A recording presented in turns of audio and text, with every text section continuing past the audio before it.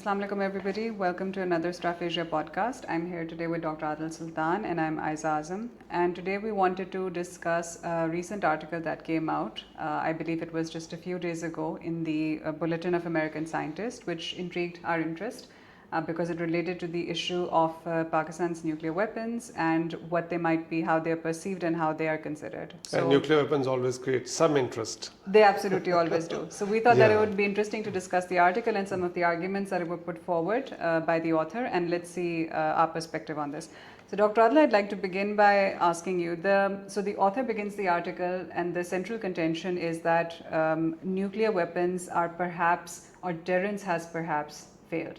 That nuclear weapons are not serving the purpose that they need to serve when it comes to deterrence. And of course, she's talking about the case study of Pakistan.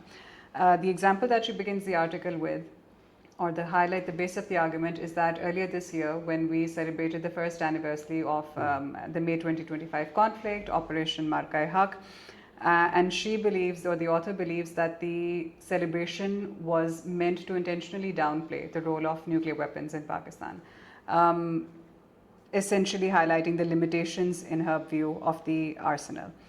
And her reasoning is that this is because nuclear weapons are perhaps not entirely a military achievement, or because they come under civilian control. And of course, I'm paraphrasing here because I think that these are some of the points that almost always come up whenever we talk about nuclear weapons, whenever we talk about deterrence and all of these issues. So what is your take on it, on this particular understanding? Yeah, thank you. Thank you for highlighting these concerns, because this is not specific to one author. Several people voiced their concerns about the utility of nuclear weapons in India-Pakistan crisis last year. Because many people, they fail to understand that nuclear weapons are not a panacea for every kind of a crisis. If you have nuclear weapons, it doesn't mean that there would be a crisis or a conflict and the other side would resort to the use of nuclear weapons. That's not the understanding of classical deterrence, because if we take this understanding, by these standards, United States nuclear deterrence has already failed. Russian nuclear deterrence against Ukraine has already failed. Nuclear weapons came into existence after Cold War, after Second World War, and their primary function was to deter a major conflict especially between two nuclear armed adversaries. And most nuclear weapon states, they brought these lessons to their regions, India and Pakistan as well, and most of the concepts or constructs that we continue to discuss are essentially taken from the Cold War period, but then they are modified as per the regional security environment. So we have to see how Pakistan perceives its threats, what could be potential thresholds. So when this conflict happened last year, May 2025, and India resorted to these aerial surgical strikes, there were some commentaries other than this particular article questioning that Pakistan's nuclear deterrence may have failed, and that's why India was able to launch aerial surgical strike. But they failed to realize that the same nuclear weapons have successfully deterred India from launching major offensive since 1998. Before 1998, we had major wars with India. There were no nuclear weapons. There was instability. India had more conventional capability, and we were in a way in a disadvantageous position because we couldn't afford to match India's conventional spending.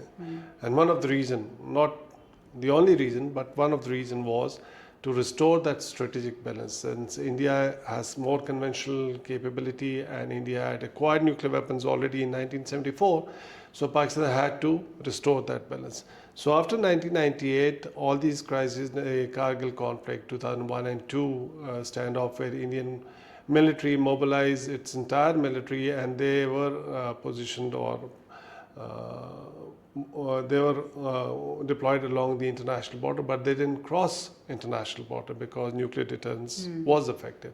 Then in 2008 crisis, then in 2019 again, India came out with several strategies to take advantage of the conventional military strength or superiority, if we term that in terms of numerical numbers. They tried to evolve various doctrines. So like the gold start doctrine. Absolutely. So after 2001 and 2, they realized that a major war between nuclear armed adversary is not possible. So they came up with this gold star doctrine, and we will not go into details, but this was essentially intended to exploit the perceived space that India thought that there is some space below Pakistan's perceived nuclear threshold, and if they divide their offensive formations into small groups like integrated battle groups, they can possibly launch some offensive while their major formations can mobilize. So that gold star doctrine since 2004 till 2025 could not be operationalized just because there was credible deterrence from the Pakistani side. Now, the naysayers or the critique of Pakistan's nuclear deterrence, they don't realize this, that if Pakistan didn't have these nuclear weapons, probably there was little to restrain India from launching major offensive against Pakistan. And just to sort of, for the sake of our audience, when you talk about the response, the credible response that Pakistan had to India's Cold Star Doctrine, you're referring to the tactical nuclear weapons. Yes, tactical nuclear weapons were introduced against a specific threat because there was a perception on the Indian side that they can exploit some space. So deterring that limited military operation with strategic weapons or counter value weapons, which are essentially intended to target major cities in case there is a nuclear war, that would have been less credible. So Pakistan, in order to plug that perceived gap, I continue to say perceived because that was the perception on the Indian side. We didn't have any doubt about our nuclear deterrence capability. So we introduced, or Pakistan introduced, those tactical nuclear weapons. Some people label it as short-range ballistic missiles or low-yield weapons, but these are essential tactical. Their purpose is strategic, to deter India from starting a conflict with Pakistan. So that was the intended purpose of tactical nuclear weapons, and that is where the full spectrum deterrence terminology was coined, and that came into existence. So full spectrum deterrence was not conceived as a quantitative shift. It was a qualitative response to India's Gold Star doctrine. So essential aim was that we have a spectrum of capabilities that includes conventional and also in nuclear domain tactical to strategic to deter India at various levels of the conflict. So Pakistan never said that if India launched a Cold Star doctrine or limited military operation, it would resort to the use of tactical nuclear weapons. That was a misnomer. That was wrong understanding by several of the Western scholars. And they term these as battlefield weapons, or Pakistan has probably adopted a nuclear war fighting strategy. That was never the intent. The intent was that these weapons would remain for deterrence purpose, and by having these different categories, they would serve the purpose of deterring even a limited conflict. Now from there, some people picked up that if these were intended to deter limited military operations, why it couldn't deter India from launching aerial surgical strike? That's a fair question. But again, some weapons, once they are developed, they have specific tasks. So after 2004, once India came up with this Gold Star doctrine, so these tactical nuclear weapons were against a specific threat. And they very effectively deterred India from operationalizing its Gold Star doctrine. And the very fact that India could not operationalize its Gold Star doctrine reflects that deterrence was very much credible and effective from the Pakistani side. So they then came up with different doctrines. In 2016, they claimed that they had launched ground-based surgical strike. Pakistani side said there was no ground-based surgical strike, and hence there was no response from the Pakistani side. Then in 2019, they came up with aerial surgical strike, and Pakistan responded with a counter-surgical strike. and in 2025 similar kind of a response from Pakistan. This in fact validated Pakistan's full spectrum deterrence posture. Reason being, as I said earlier, Pakistan had always stated that full spectrum deterrence means the conventional and nuclear responses both. So if there would be a conflict, there would be conventional responses, and if those conventional responses are not adequate enough, there could be the possibility of further escalation leading towards a nuclear use. So that was the whole concept of full spectrum Which is deterrence. the essence of deterrence. And just to Yeah. clarify, so you draw a distinction between a full spectrum of capabilities and a full spectrum of threats. There's a distinction. In 2011, once we tested Nasr tactical nuclear weapons, at that time the explanation that was given was yes, the same. It's against the spectrum of threats, ranging from tactical, operational to strategic level. So if there is a limited conflict at the tactical level, one or two integrated battle groups, or core plus kind of an operation, or multi-core offensive from the Indian side. So you have responses for all these kind of military offensive from the Indian side. So at that time, it was the spectrum of threats. However, as the capabilities or Indian doctrine continue to evolve, Pakistan's response, or full spectrum deterrence response, or the posture, as we would say, it also continued to evolve. It also then integrated number of other capabilities. So now it's also in terms of the capabilities and in terms of threats, the full spectrum deterrence. So saying that full spectrum deterrence failed in 2025, I think that's fundamentally wrong. If it was not successful, there was nothing that could have restrained India from launching a major offensive against Pakistan.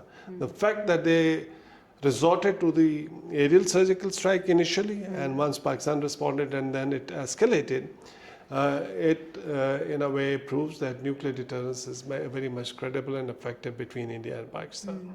And if you could also comment on, because we've seen this consistently, so you mentioned, for instance, the Cold Start Doctrine, and also in May 2025. So what we're essentially seeing is that India keeps trying to sort of push that barrier upwards, or it tries to create space, or it claims that it tries to create space for India to act beneath the nuclear threshold. For example, if the argument from the Indian side would be then that in May 2025, Pakistan was constrained from using its nuclear weapons. But then there is also an opposing argument that can actually be made. To my mind, it would be more fair or more accurate to say that Pakistan demonstrated restraint as a responsible nuclear weapons power and did not resort to using nuclear weapons. It fought through conventional means, and it fought effectively. If Pakistan was able to achieve its stated political objectives through the use of limited conventional capabilities, there was no point resorting to the use of nuclear weapons. That's the end objective of any military capability, that what political objectives, stated political objectives, can you achieve. So we were able to demonstrate that Pakistan has a credible conventional deterrence capability by shooting down 7 Indian aircraft and 1 drone, in total 8. I think the purpose was served. There was no point in further escalation, because wars these days are not intended to capture each other's territory. It's more about what political objectives are set by your leadership, and if the military is able to achieve those political objectives, and that's a favorable note, that you should stop there. And that's why Pakistan didn't escalate. And we're going to be seeing more of this. I mean, it continues to evolve, doesn't it? Because of the way that we're looking at how emerging and disruptive technologies are being used, not just in the South Asian context, but in conflicts across the world. So we've seen it in the Russia-Ukraine conflict. We're seeing it increasingly in the Middle Eastern conflict as well. So questions like these would continue to come up, or approaches, but then would that create an argument that as disruptive technologies or other capabilities, as they continue to evolve, then does that mean that deterrence is going to eventually become an outdated concept in terms of nuclear weapon states? It won't, until and unless there is a technology that is more deadly, or which can create an impact which is far greater than the use of nuclear weapons. Far more destructive. Yes, because in the end, it's all about how you deter or create that fear in your adversary's mind. So if you have a capability, or if there are weapons that are more stronger than the nuclear weapons, yes, it may, but in the foreseeable future, the gold standard for deterrence remains the nuclear weapons. Absolutely, for now. because when you look at it in terms of the potency of the weapon and the effect is beyond just the use of the nuclear weapon in terms of time, in terms of space, etc. So that's something I agree that's interesting. Would you agree with the characterization, or do you think that within Pakistan, the strategic elite has projected deterrence as an absolute guarantee of national security or an absolute guarantee of territorial integrity? Would it be fair to say that? If United States nuclear weapons cannot provide that kind of absolute guarantee to United States against a country like Iran, And non-nuclear weapons. Pakistan is a relatively very smaller country.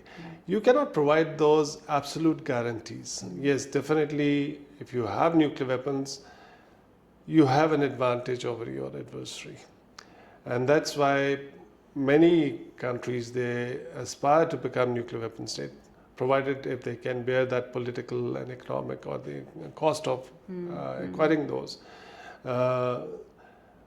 Otherwise, no country, no nuclear weapon state can claim that by having nuclear weapons, they have absolute guarantee against any kind of threat. It's relative.